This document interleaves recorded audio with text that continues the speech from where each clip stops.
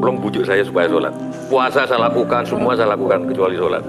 Ketika Allah perintahkan ibadah-ibadah yang lain, itu cukup perintah ayat saja turun. Allah perintah haji, ayat saja turun. Allah perintah puasa, ayat saja turun. Allah perintah bayar zakat, ayat saja turun. Tapi ketika Allah perintah sholat, tidak boleh ayat turun.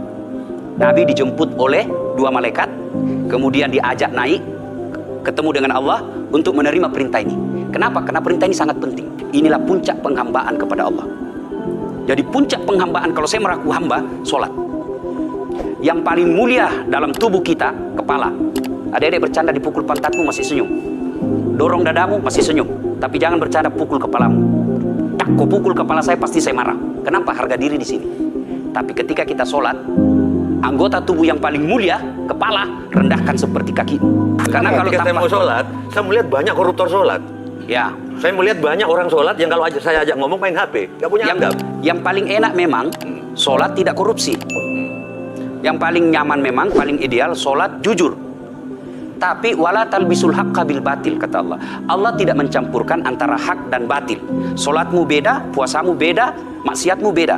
Itulah sehingga Allah hadirkan dua malaikat, Rakid dan Atid, mencatat yang baik di baik, yang salah salah. Tapi ini setan kan tidak membiarkan itu. Maka setan masuk. Nah, dia sholat tapi dia korup. Tapi Allah Maha Adil, maka ditimbanglah nanti mana yang lebih banyak, kebaikanmu atau keburukanmu. Kalau dia baik amalnya tapi tidak ada sholatnya, sia-sia. Kenapa? Passwordnya kebaikan itu, kuncinya itu adalah sholat.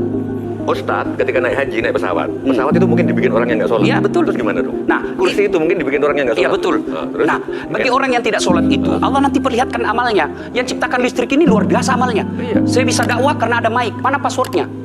Mana kuncinya? Kuncinya itulah sholat. Sebuah bangunan, dia bisa kokoh tanpa atap. Tapi ketika bangunan tidak punya tiang, pasti tidak kokoh. Tiang itulah dalam agama sholat. Dia tidak husuk, tidak ada urusan. Allah tidak hitung kamu husuk atau tidak. Kamu datang deh sujud sama saya. Nah, tidak mungkin sholat kalau dia tidak wudhu. Itulah keberhasilan setan menggoda kita. Itulah sebabnya kita minta perlindungan kepada Allah. Dan azan, jangan pikir setan dia tebar itu. Tidak usah kau sholat, nanti kau tua. Buru-buru kamu, buru-buru. Akhirnya apa? Wudhu tidak sempurna. Anggaplah Anda wudhu dengan sempurna. Setan menyerah, tidak masuk masjid. Tidak usah sholat sunnah, tidak usah sholat sunnah.